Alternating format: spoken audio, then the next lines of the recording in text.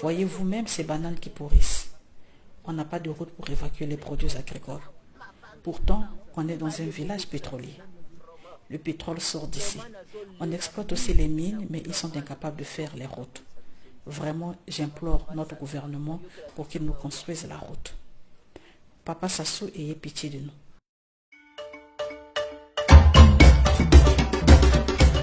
Mbobissi, petit village pétrolifère dans le district de Inda, département du Kwilu, à 80 km environ de Pointe-Noire. Un bout de paradis où, en apparence, tout va pour le mieux dans le meilleur des mondes.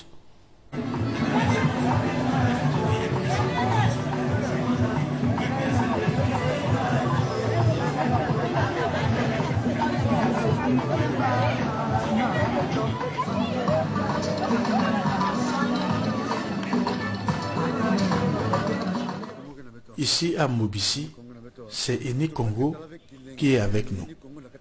Et à vrai dire, on ne se réjouit pas de la présence de Eni Congo ici. Il y a le pétrole chez nous, mais on ne voit pas ce que Eni Congo fait pour notre village. Mais sauf que le courant est seulement pour éclairer les maisons.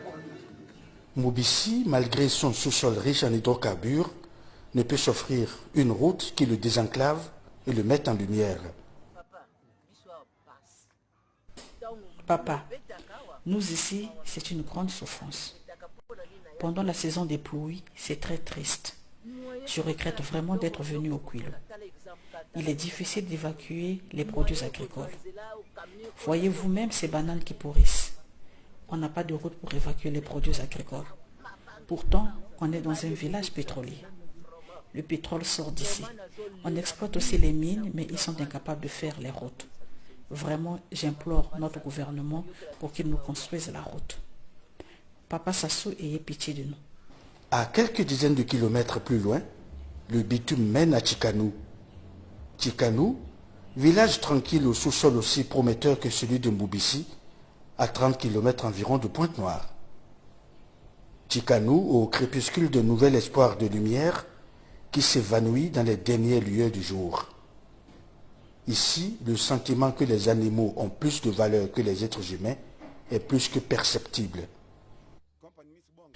La compagnie qui exploite le pétrole est venue prendre l'électricité pour la donner aux animaux. Entre les animaux et les humains, lesquels ont le plus de valeur? Les animaux vivent dans la forêt et l'homme dans le village. Mais c'est l'animal qui a le courant. Dans certains autres pays où on exploite le pétrole, les populations ont accès à l'électricité, ont des centres de santé et des écoles. Mais Tchikanou, qui regorge de plusieurs puits de pétrole, voit passer à son nez et à sa barbe les câbles électriques qui alimentent ces différents puits. Notre plus grand souci, c'est d'avoir accès à l'électricité. Nous ne comprenons pas comment le courant quitte ici, va à Pointe-Noire, et cependant, nous, ici, nous souffrons de ce manque d'électricité. Le courant provient de notre localité. Puisque le pétrole est exploité chez nous, on devrait nous donner de l'électricité pour développer notre localité. Si on avait l'électricité, chacun pourrait exercer une activité génératrice de revenus. Chambre froide, stockage de vivres. Ici, le makwala coûte cher. Il est parfois vendu à 250 francs.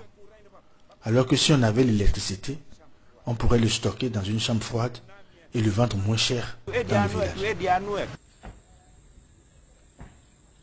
L'électricité pour tous, c'est le cri de ralliement de Tchikanou. Un rêve qui chaque nuit se consume dans la flamme incandescente de cette torchère qui inonde le village de mirages.